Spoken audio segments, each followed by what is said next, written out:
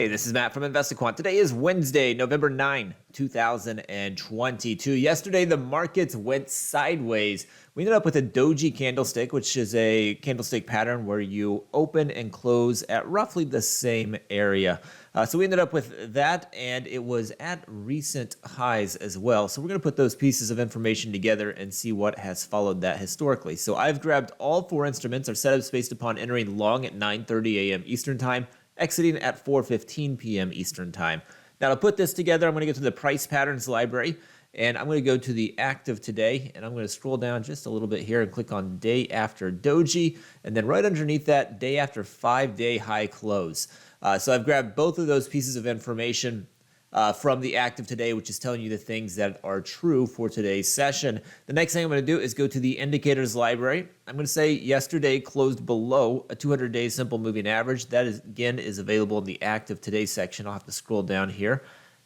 There it is. And that's been added. Now I can click view results.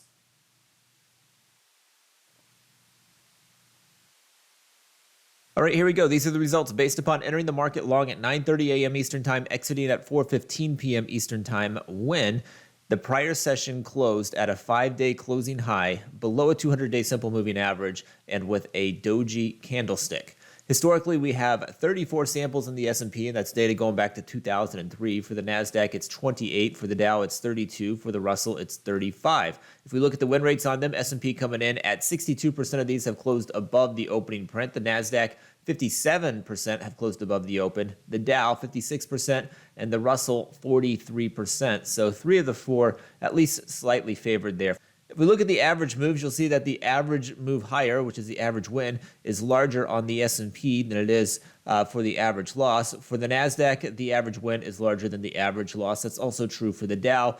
The Russell's the only one with a larger average loss. So historically speaking, 3 of the 4 instruments have leaned slightly bullish following this pattern, whereas the Russell's the only one that has not. Hopefully you found that helpful. Good luck today. We will see you next time.